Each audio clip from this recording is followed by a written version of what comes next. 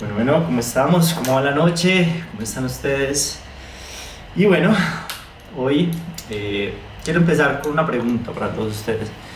¿Ustedes cómo manejan los celos? Yo creo que es una gran pregunta que, digamos que a muchas personas, tanto en las relaciones monógamas como no monógamas, les ha tocado vivir situaciones de celos y también hemos visto en la vida, digamos, no es como que yo lo haya visto visualmente, pero me ha tocado ciertos episodios entender y conocer a ciertas personas que viven los celos con mucha ira, con mucha tristeza, con mucho llanto, con muchas inseguridades.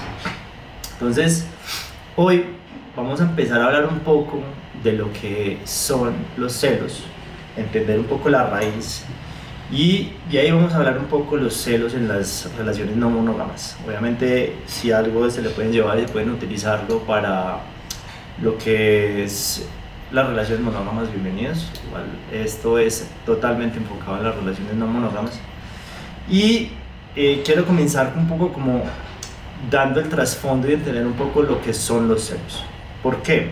Porque digamos que muchas personas entienden los celos como una emoción en sí o sienten que los celos forman una gran parte de ellos, pero no entienden el por qué. Los celos nacen de, digamos que a través de la historia de la humanidad, nosotros los humanos hemos entendido que la procreación parte de también cuidar, digamos desde el tema biológico, claro, parte de cuidar a lo que es el macho cuida a la hembra por el fin de su procreación y su genética, y la hembra busca tener el cuidado y unos genes específicos que le permitan tener esa parte de lo que les garantiza la protección de su cría. Entonces, entendiendo que esto duró millones de años, los celos parten desde esta perspectiva, entendiendo que el hombre, el macho, digámoslo para ponerlo en un componente más biológico, se entiende que el hombre busca, o su intención principal es que la hembra permanezca, primero, para ella, para él, segundo, de que sus crías tengan la garantía de que van a tener una madre, que no se va a ir con otro hombre. Entonces, partiendo de esto, vemos que nacen ciertas inseguridades y nace el miedo a tener la pérdida, tener esa pérdida de la hembra, de la mujer. Ahora, de una manera diferente, entonces entendemos que el hombre tiene principalmente celos de un componente que es más en el ámbito sexual, cuando la mujer es en todo lo contrario, no tiene principalmente celos sobre la parte sexual, sino que hay más celos sobre un tema que está más relacionado con la parte genética, la parte del cuidado, la parte del proveedor. Obviamente estos son componentes biológicos que obviamente ya ha cambiado mucho, porque lo que concebimos como algo biológico también ahora tiene componentes que son éticos y sociales, ¿cierto? Entonces, ya entendiendo el trasfondo, entendiendo, digamos, que lo que es la creación de esa parte genética, también empezamos a ver a través de la historia como ciertos cambios, ciertos elementos en donde ya parten nuevas formas de ver los celos. Entonces los celos se dividen en tres. Denme un segundo, yo les voy a decir cuáles son. Uno serían los celos sospechosos, que parten de esa inseguridad, de ese miedo.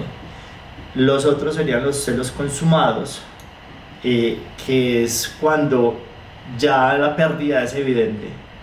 Y los celos patológicos. Los celos patológicos, como tal, ya son celos donde la inseguridad no es fundamentada, es más desde ese qué dirán o lo que dijo alguien, o esos miedos que nacen de palabras o inclusive de cosas que observamos.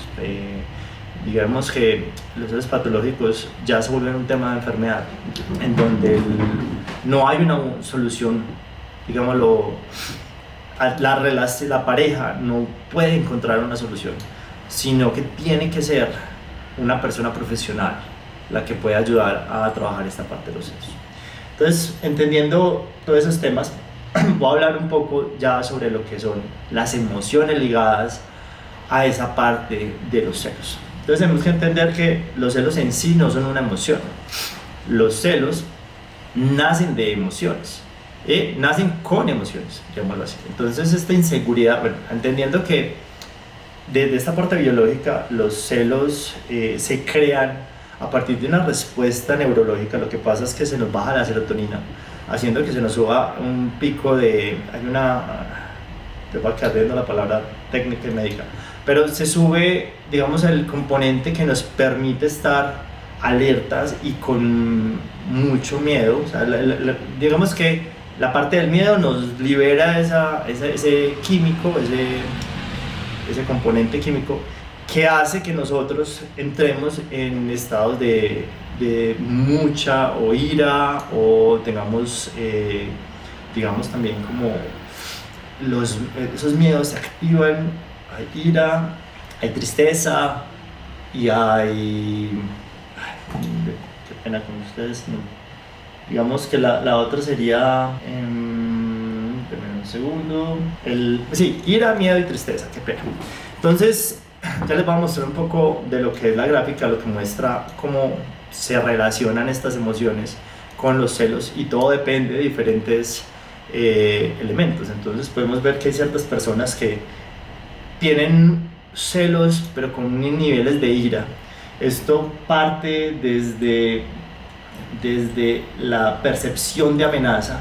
Digamos que cuando se tiene una amenaza extremadamente alta, que llamemos que nuestra pareja está en este momento hablando con otra persona y nosotros no tenemos esas capacidades porque vemos que literalmente él está abusando de ella o cayéndole de una forma, digámosle, agresiva. Ahí, digamos que el componente de la ira empieza, se activa, se vuelve muy fuerte, hay un miedo que se crece, obviamente. Pero muy diferente también es ver que cuando tenemos, bueno, yo les voy a mostrar esto, digamos que cuando yo tengo niveles de grandes inseguridades, pero aún así yo percibo la amenaza no tan alta o no, dependiendo de la amenaza, digamos que el otro ser se va a llevar a nuestra pareja.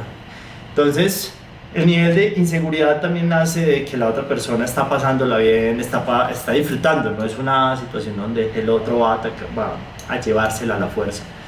Ahí vemos que el miedo se incrementa, vemos que el tema de la inseguridad parte genera una gran intensidad, pero genera una intensidad con mucha introspección.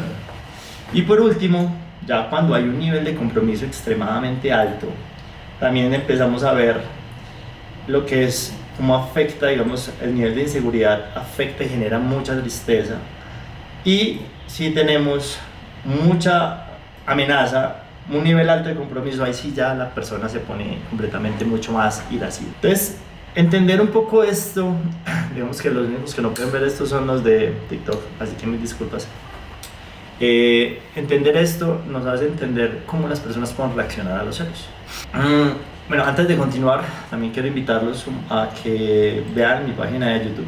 Ahí estoy montando todos los conversatorios, todos los pensamientos, así que ahí les muestro para que lo conozcan y para que vayan y vean los videos. También lo pueden ver en los perfiles, ahí están los links. Y bueno, volviendo con el tema, entonces entendemos que los celos tienen diferentes maneras de verse, de vivirse, y como tal tenemos que aprender a trabajar eso con nuestras parejas. Entonces ahí digamos que yo, desde mi perspectiva personal, les vengo a compartir algo que me he dado cuenta y que yo les compartía un poco, y es, para mí los celos se dividen en las relaciones no monógamas. Hay que entender que los celos, no son, la gente piensa que no son comunes, y hay que entender que sí, todos los humanos tenemos celos. Yo tengo celos, aunque sea no monógamo, a mí me dan celos, pero tengo herramientas con las que puedo trabajar los celos. Y, por ejemplo, hoy leí algo muy interesante que hablaba sobre, digamos que las relaciones no monógamas. Inclusive hoy aprendí una nueva que próximamente les voy a comentar, que se llama la novogamia. Pero entre la novogamia, el poliamor, las relaciones anárquicas, digamos que la concepción de los celos sí se ve, puede vivirse de toda esta manera, pero digamos que las personas que están ya metidas en el punto y entendiendo este concepto de realmente con ganas, y además de que es un privilegio poder tener el tiempo para poder trabajarse uno mentalmente, para poder trabajar toda esta parte interna que necesitamos para poder tener relaciones sanas con más de una persona. Digamos que los celos se tienen se tienen herramientas que gestionan un poco ese trabajo, o mucho, la verdad. Entonces yo les voy a compartir las dos herramientas mías. Pues primero, el elemento principal es entender que para mí los celos se dividen en dos partes, en dos, digámoslo, posiciones.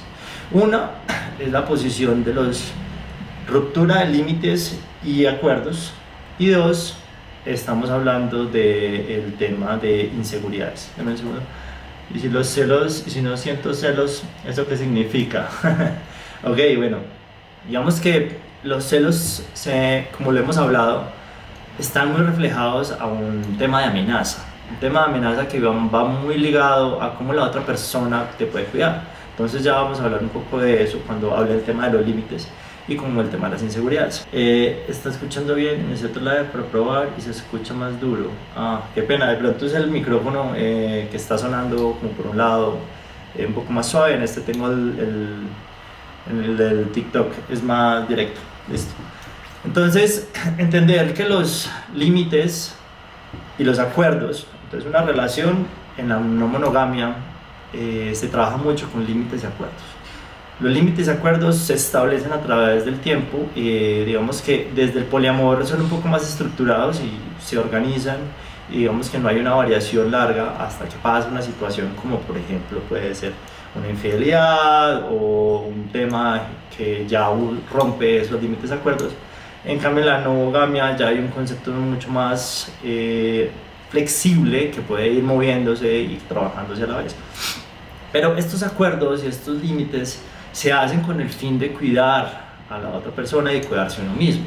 Si esta persona rompe esos acuerdos, ahí genera celos. Obviamente se genera una inseguridad, se genera una situación compleja porque no hay un real entendimiento inmediato de por qué esta situación pasó.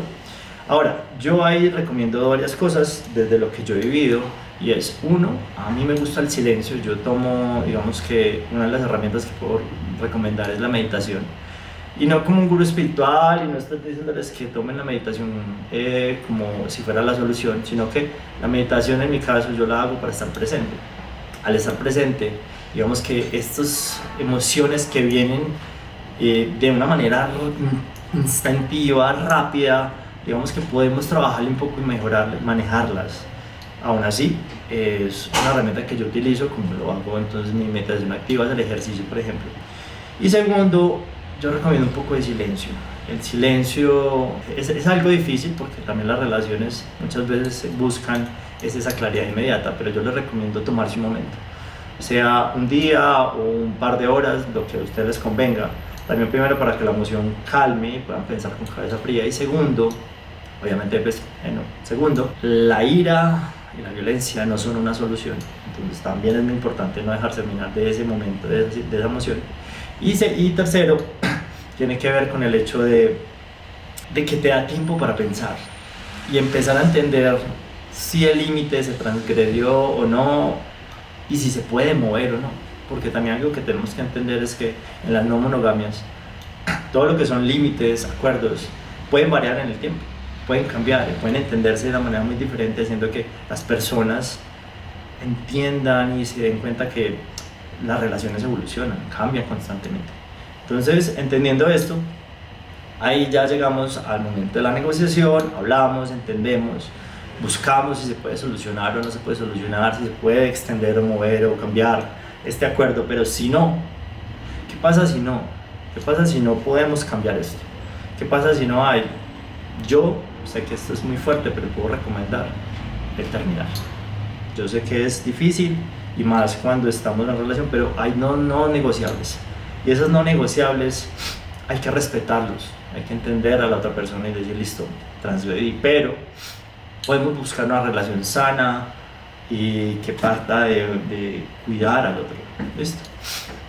Ahora, viene la segunda parte de celos, que sería todo el tema de inseguridades personales. Aquí yo les recomiendo, primero, un terapeuta, psicólogo, una persona profesional que realmente esté metido con este tema y entienda, y ustedes pueden compartir de dónde nace y entender esa inseguridad, porque la realidad es que la otra persona no está haciendo absolutamente nada con el hecho de hablar con otra persona, y más en una relación no monógama también, si se establece la comunicación, se habla y se dicen las cosas, no hay una necesidad de llegar a la violencia y todo eso, pero también eso empieza a generar inseguridades, porque por ejemplo, más que todo en los hombres hay una inseguridad desde el componente sexual, desde esa hombría, desde esa masculinidad que nos afecta, que duele y que dice, uy, no, me cambiaron, por este man y el man está más bueno, y etcétera, etcétera, no. Entonces hay que entender que esas inseguridades son de nosotros, son personales. ¿Qué podemos hacer para decirle al otro? ¿Cómo podemos comunicárselas? Decirles, oye, vea, me está pasando esto, tú no estás haciendo nada malo, porque realmente todo se habló, se estableció. Entonces, lo que necesito en este momento es esto. No es una obligación de la otra persona, no es un requisito, no tiene por qué decirle a la otra persona, yo te lo voy a solucionar, porque no está haciendo nada malo, yo voy a parar, no, tienes que parar. Lo que sí realmente se tiene que entender es que se tiene que buscar o se le comunica esto para que entienda desde la empatía cómo se siente uno y la otra persona pueda tomar la decisión sola. Psicólogo, sí, siempre sí. Sí, literal. Digamos, los profesionales siempre serán la mejor solución, la verdad. Entonces, a la pregunta que me hacían, y si no siento celos, es porque no estás viendo un componente de amenaza. Es porque tu relación es sana, se cuida también y está al tanto de cuidar esa relación que se tiene. Pero ¿qué pasa si de verdad empiezas y encuentras un elemento de amenaza? Una amenaza que realmente te genera una inseguridad. Ahí es donde vienen todas estas herramientas, donde se pueden hablar, donde se pueden comunicar y se pueden buscar soluciones y buscar maneras para trabajar esto. Digamos que hay una gran ventaja en poder manejar los celos de una manera mucho más sana, de poder inclusive compartir, digamos, estas situaciones, y de ahí ya viene otro tema que sería la conversión, que es transformar todo esto, digámoslo así, y empezar a entender la libertad del otro y que te empiece a gustar eso, empieces a enamorarte de la libertad del otro. Digamos que la conversión también tiene un montón de elementos, un montón de formas de verse, pero en general digamos que la conversión tiene una mala definición, o por lo menos la he escuchado yo, y todo el mundo piensa que conversión es que a vos te guste que el otro tenga sexo con otro, y realmente no. La conversión para mí es entender que yo quiero ver feliz a mi pareja como tal, yo quiero que ella sea feliz, o mis parejas, yo quiero que sean felices con la persona que quiera y que también sean felices conmigo, y que realmente eso sea una red de apoyo y nos cuidemos realmente. En ese ámbito, para mí eso sería la conversión. Ahora, ¿cómo trabajar el tema de la sexualidad cuando la otra persona está en la sexualidad, en otra sexualidad, digámoslo así? Digamos que yo pasé mucho tiempo, entendí a través del tiempo, y es difícil porque hay que desestructurar y cambiar el molde, digámoslo, mental, y comprender que el sexo, aunque está muy conectado al amor, muy conectado a las emociones, no define una relación. El sexo no define mi relación con el otro. Entonces, porque cuando otra persona tiene sexo con otro, a mí me da miedo. En el caso de los hombres, en el caso mío, yo les cuento que a mí muchos años me dio durísimo la idea de que el otro hombre tuviera el pene más grande, o que tuviera más capacidades físicas, o que durara más. Y todo esto pasó obviamente al principio, entendiendo que el miedo nacía justamente de todo eso que me habían metido en la cabeza, de todo lo que habían dicho amigos, televisión, música, familia, mucho machismo que desencadena en ese pensamiento y te mantiene ahí pensando en cosas que no son. Y la realidad es que todo eso se va cambiando, se va desestructurando y te vas dando cuenta que lo más importante para mí, por lo menos, fue yo quiero estar presente con mi pareja en ese momento. Lo que ella haga en otro momento no me pertenece, no estoy ahí, no soy dueño de eso. Como tal, ella es libre de hacer lo que yo quiera, lo que ella quiera, y libre, yo soy libre de hacer lo que yo, repito, que eso suena muy mal. Ella es libre de hacer lo que ella quiera y yo soy libre de hacer lo que yo quiera.